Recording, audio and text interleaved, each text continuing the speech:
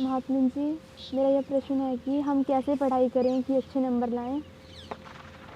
देखिए, आप सभी विद्यार्थी हैं और यह जो प्रश्न किया है इन्होंने, ये बहुत सामान्य प्रश्न सभी विद्यार्थियों का प्रश्न होता है कि कैसे अच्छे नंबर लाएं। सबसे पहले हम ये बता दें आपको, एक बहुत मूलभूत बात जान लीजिए कि अध्ययन जो करते हैं सिर्फ परीक्षा में अच्छा करने के लिए नहीं करते हैं। अध्ययन अपना ज्ञान बढ़ाने के लिए भी करते हैं और परीक्षा में अच्छे नंबर लाने के लिए भी करते हैं। तो मैं ये नहीं कह रहा हूँ कि आप परीक्षा में अच्छे नंबर न लाइए, लेकिन साथ में ज्ञान भी बढ़ाने के लिए पढ़िए।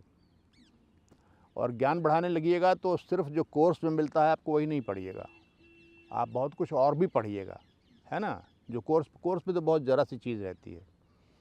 इसलिए पहले ये स्पष्ट कर दिया मैंने, लेकिन अभी आपके प्रश्न पर आते हैं हम कि कैसे अच्छे नंबर लाते हैं। अच्छे नंबर आपको कई कारणों से आते हैं, मैं आपको बताता हूँ अपने अनुभव से और अपने ज्ञान से।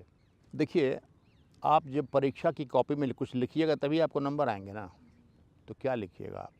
ज्ञान रहेगा तब लिखिएगा ना। तो पहला कदम क्या है कि अपने टेक्स्ट बुक को आप ठीक से पढ़िए।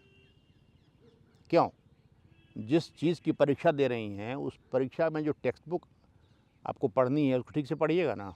एक ये बात, उसमें जो सवाल होगा उसका जवाब लिखिएगा आप, तो आपको अच्छे नंबर आएंगे, 1 नंबर। दूसरी बात यह है कि 2 तरह के प्रश्न आते हैं, एक ऑब्जेक्टिव आता है, एक एस्से टाइप आता है। ऑब्जेक्टिव में टिक करना रहता है आपको, तो टिक करने में आपका ज्ञान सटीक होना चाहिए, जो उत्तर है पता रहना चाहिए आपको, उसको टिक करेंगे आप। उसमें कोई बहुत बड़ा साइंस नहीं है, सिवाय इसके कि आप अपना विषय ठीक से जानिए और उसका उत्तर पता रहना चाहिए आपको उसको।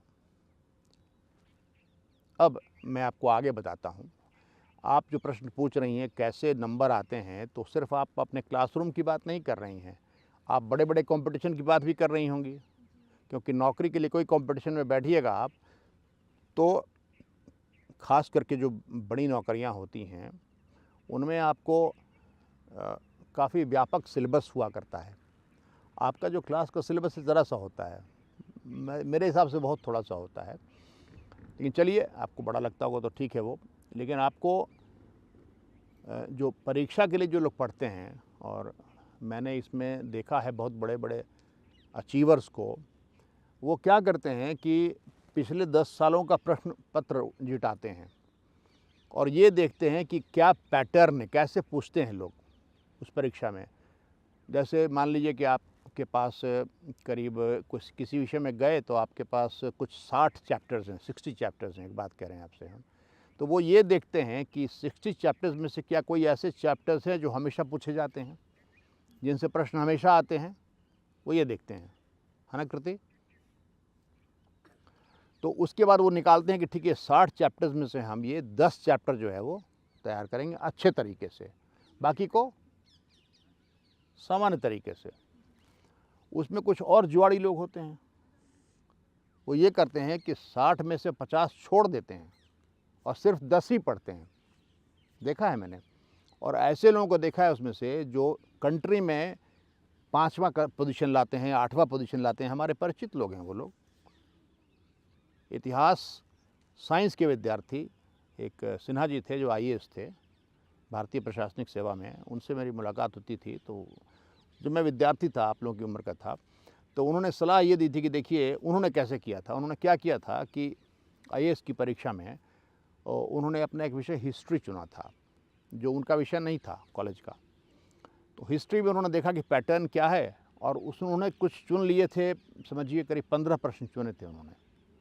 15 प्रश्न की तैयारी बड़ी अच्छी की थी हिस्ट्री में उन्होंने, और उनका ये मानना था कि ये हमने बहुत अच्छे से चुना था, ये अध्याय चुने थे, और उसमें से उनको उस परीक्षा में 10 प्रश्न आ गए 15 में से।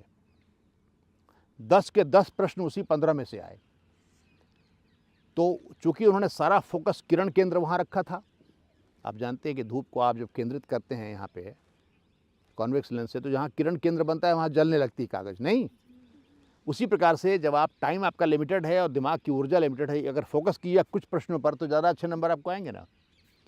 उनको 77% नंबर आए थे, 77% नंबर आए थे हिस्ट्री में, कंट्री में टॉप, जबकि वो हिस्ट्री के स्टूडेंट नहीं थे। क्यों? क्योंकि उन्होंने परीक्षा का गुण सीख लिया था कि परीक्षा में कैसे सफल होते हैं। ये आपको बता दूं मैं कि बड़े-बड़े वैज्ञानिक, बड़े-बड़े लोग जो होते हैं वो परीक्षा में प्रथम-उत्तम नहीं आते हैं जनरली, नहीं आते।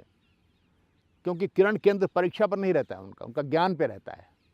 बता दूं मैं आपको, एक ये कारण समझ गई आप? तो एनालाइज़ कीजिए लास्ट ईयर के क्वेश्चंस को कि कैसे वो प्रश्न कहाँ से आते हैं, किन-किन चैप्टर से आते हैं, उन पर फोकस कीजिए। एक तरीका ये हुआ।